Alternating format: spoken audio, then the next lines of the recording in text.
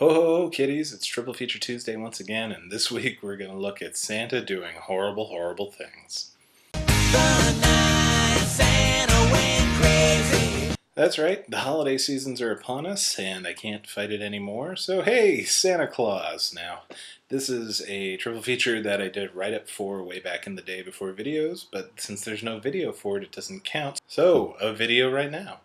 The thing about Santa Claus is that he's a terrifying individual. I personally am not frightened of him, but think of all the children to whom he is supposedly this figure of joy and happiness, a giver of presents. Whenever they meet him or his representatives in real life, they are terrified. And in the three movies we're going to look at today, there is perfectly good reason for it. Santa is a horrible, horrible person. You know, in these movies, when he's not giving presents, he's just committing, at best felonies and at worst horrific holiday-themed murder. Our menu is going to include Bad Santa, Silent Night, Deadly Night, and Santa's Sleigh. So, in Bad Santa, we have Billy Bob Thornton playing a safecracker named Willie, who is an alcoholic and, according to Wikipedia, a sex addict, but I think he just, is a guy. He is teamed up with Marcus, played by Tony Cox, and together they pretend to be a Santa and Elf team that are really casing a mall and robbing it on Christmas Eve. That's like the least of the things that they do in this movie, because Tony Cox, between the two of them, Tony Cox keeps murdering and attempting to murder people, but Billy Bob as Willie is just going around being horrible to everybody. He is drunk through pretty much the entire film and verbally and physically abusive to just about every single person he meets, not the least of which this little boy, Thurman Merman, that, thinks he's the real Santa Claus, and Willie just, plays that for all it's worth. Throughout all of it, he is just being surly and terrible. I mean, having sex in public, urinating.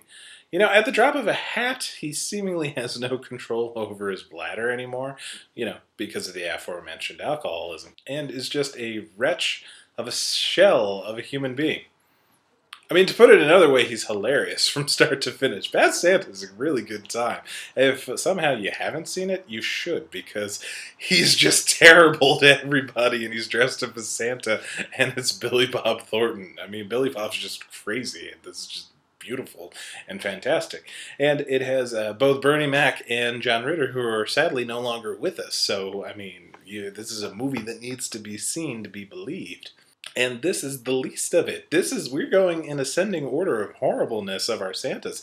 He doesn't actually kill anybody in this movie, which puts him on the side of the angels compared to our other two guys. In Silent Night, I mean, you can hardly blame poor Billy. There was no way he was not going to go nuts by the middle of this movie. When he was a kid, his whole family, mother, father, and younger brother, all went to visit their grandfather in a nursing home on Christmas Eve, because that's what you do. It's with family. Unfortunately for Billy, Grandpa's a jerk. Grandpa explains to young Billy that Santa's naughty and nice list is a lot more serious than Billy ever thought. See, Grandpa tells Billy that Santa's going to kill anybody that's on the naughty list, or the families of the people on the naughty list. And, you could sort of write this off as just, an old man being a jerk. And, if things went another way, Billy would have gotten over this, mainly because his parents would have explained that Grandpa's an asshole and you shouldn't believe anything he says. However, on the way home from the nursing home, the family car gets stopped or breaks down or something, and Billy's parents are accosted by a psycho in a Santa Claus suit who kills the parents. And Billy witnesses the whole thing. Now, this would just be bad enough.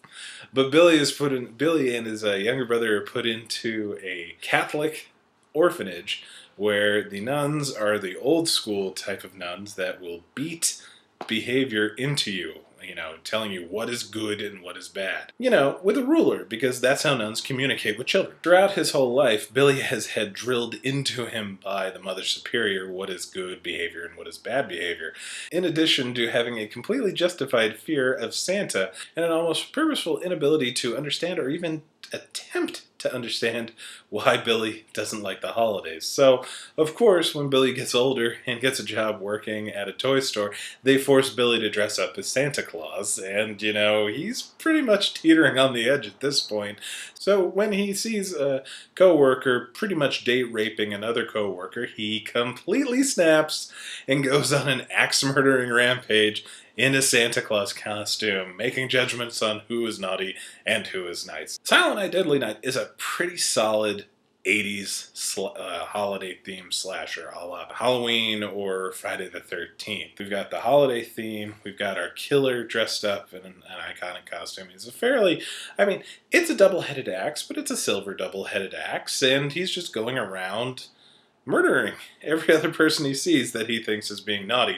And of course, one of the first pairs of people he sees is Linnea Quigley hooking up with some guy. It's what's fun is that the whole sequence is very just shoehorned in to the movie. It feels like it's from another movie, but it works enough because it's the 80s and Linnea Quigley is always ready, willing, and able to take her shirt off. The only problem with the movie is that it sort of takes a while to get there, but once it's there, it's pretty good for the last 20 minutes to half hour of it, and it's very enjoyable. And, moving up in the world, Billy isn't a public nuisance or, an alcoholic vagrant, no drunken publicness. But he is going around murdering people with an axe. And, that seems like, almost getting off light compared to the poor bastards that are in our final movie, Santa's Sleigh, which posits that Santa Claus is in fact a demon from hell who hates children and goes around murdering people on Christ's Mass. Until an angel won a curling contest with him and he was forced to bring presents for children on Christmas Day. And of course, there are demonic hell Santa Clauses played by the one, the only, Bill Goldberg, aka the toughest, meanest Jewish guy this side of Yaphet Kotto. And he's just wonderful.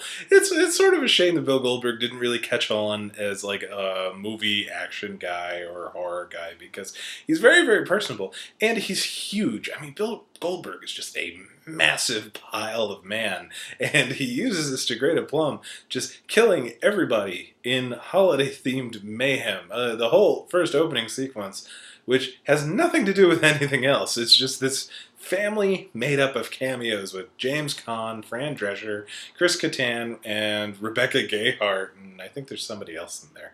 But Goldberg Santa just goes through and just murders them with all the holiday accoutrements, and it doesn't stop there. He kills Saul Rubinek with a menorah. He's like strangling people with Christmas lights and impaling them with Christmas trees, and just, oh my God, Santa's Sleigh. Barely 90 minutes long, filled to the brim with holiday fear. I love it. It's a shame. It's not perfect because there's just not enough Santa murdering people in the movie that is specifically about Santa murdering people. But we focus on the positive of the movie. So we ignore all the parts that don't have Goldberg and just focus on evil, evil Santa. Because, Evil Santa's a good time, and not enough movies have an evil Santa, but these three do. Bad Santa, Silent Night, Deadly Night, and Santa's Sleigh. Watch them, have some eggnog, and I will see you guys next week.